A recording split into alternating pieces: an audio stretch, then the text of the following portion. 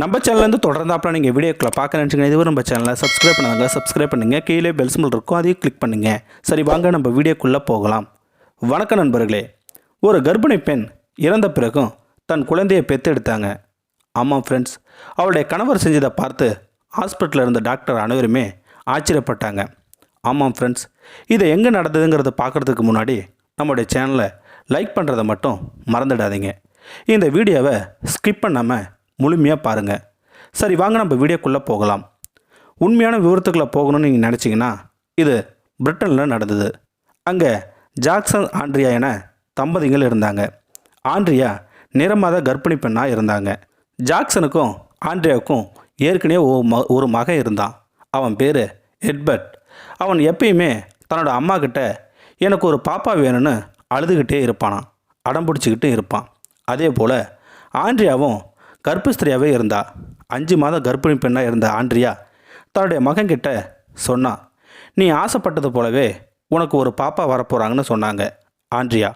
ஏன்னா ஸ்கேன் ரிப்போர்ட்டில் பெண் குழந்தைன்னு சொன்னாங்க. அதனால் நம்பிக்கையாக சொன்னான் ஆண்ட்ரியா. ஆண்ட்ரியா எப்பயுமே இரவில் தூங்குகிற டைமில் ஆண்ட்ரியா வைத்துக்கிட்ட தன்னுடைய மகனும் கணவரும் காதை வச்சு கேட்பாங்களாம்.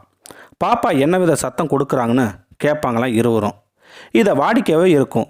இந்த சந்தோஷத்துடன் ஒரு நாள் எல்லோரும் சேர்ந்து ஷாப்பிங் மாலுக்கு போனாங்க. அன்னைக்கு தான் அவங்க வாழ்க்கையிலே ஒரு சம்பவமும் நடந்ததுங்க. அது என்னன்னு பார்த்தீங்கன்னா, ஆண்ட்ரியாவுக்கு திடீர்னு வயிறு வலிக்க ஆரம்பிச்சது. தன்னுடைய மகள் இந்த பூமிக்கு வரப்போகிறாங்கன்னு ரொம்ப ஆசைப்பட்டார். உடனே பக்கத்தில் இருக்கிற ஹாஸ்பிட்டலுக்கு அழைச்சிக்கிட்டு போனாங்க.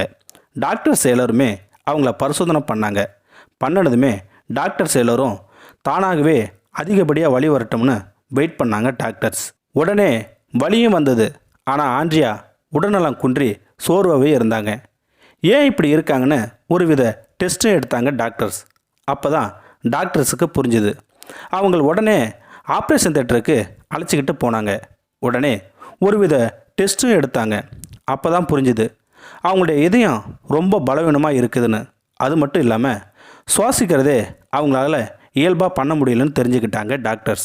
உடனே அவங்க உடலும் நீல நிறமாக மாற ஆரம்பிச்சுது. இதனால் டாக்டர்ஸ் எல்லாமே இவங்க கிரிட்டிக்கல் ஸ்டேஜில் இருக்காங்கன்னு புரிஞ்சுக்கிட்டாங்க. உடனே குழந்தையை எப்படியாச்சும் காப்பாற்றணுங்கிற ஒரு சவாலாக இருந்தாங்க அந்த டாக்டர்ஸ். அது மட்டும் இல்லாமல் ஒருவித நோயில் பாதிக்கப்பட்டிருந்தாங்க ஆண்ட்ரியா. அப்போ தான் டாக்டர்ஸும் புரிஞ்சுக்கிட்டாங்க.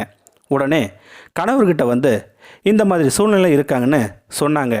உடனே கணவர் என்னோட மனைவியும் என் குழந்தையும் எப்படியாச்சும் காப்பாற்றுங்கன்னு சொன்னார். உடனே டாக்டர் இன்னும் ஒரு வித டெஸ்ட்டும் எடுத்தாங்க.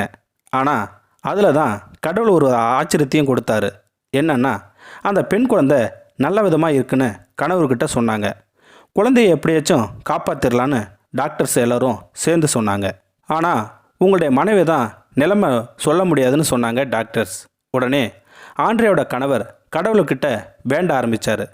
இந்த சம்பவம் இணையதளத்தில் அதிகமாக பரவவும் ஆரம்பிச்சது, வைரலாகவும் போச்சு.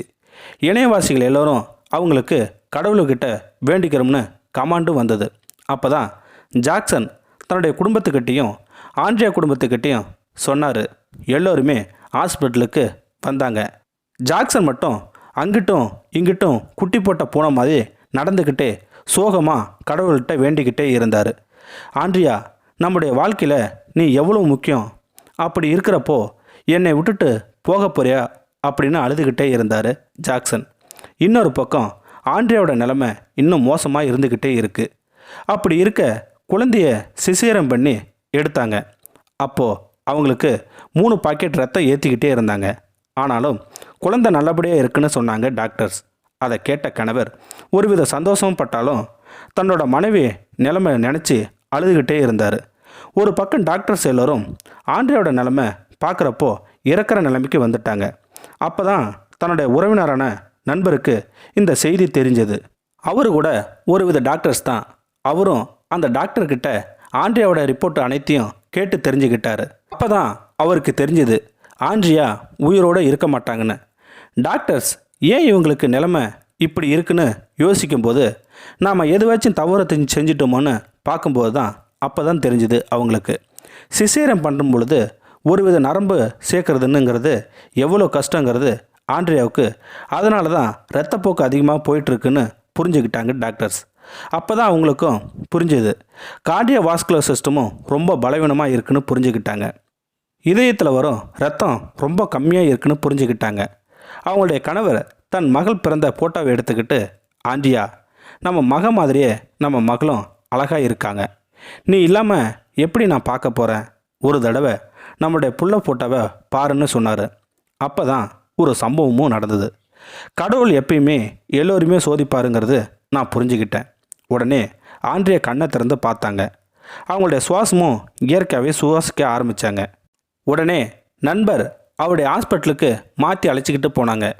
அவங்களுக்கு ஒருவித கருவி மூலமாக பரிசோதனையும் பண்ணாங்க. அதுக்கப்புறமா அவங்களோட உடல்நலம் சீரான முறைக்கு மாறிப்போச்சு. அவங்க உடல்நலம் நல்லா தேர்ன பிறக்கும் ஹாஸ்பிட்டலேருந்து டிஸ்சார்ஜ் பண்ணாங்க. தன்னுடைய மகளும் மனைவியும் மகன் எல்லோரும் சந்தோஷம் வீட்டுக்கு போனாங்க, கடவுள்கிட்ட வேண்டிக்கிட்டே. ஸோ ஃப்ரெண்ட்ஸ், கடவுள் எல்லாத்தையும் சோதிப்பார், ஆனால் கைவிட மாட்டாருங்கிற ஒரு பழமொழி தான் நினைவுக்கு வருது. இந்த வீடியோ உங்களுக்கு பிடிச்சிருந்தா கமெண்ட் பாக்ஸில் கமெண்ட் பண்ணுங்கள், கூட உங்கள் ஃப்ரெண்ட்ஸுக்கு ஷேர் பண்ணுங்கள். இதுவரை நம்ம சேனலை சப்ஸ்கிரைப் பண்ணுங்க, சப்ஸ்கிரைப் பண்ணுங்கள். கீழே பெல் சிம்பல் இருக்கும், அதையும் கிளிக் பண்ணுங்கள். தேங்க்யூ ஃபார் வாட்சிங்.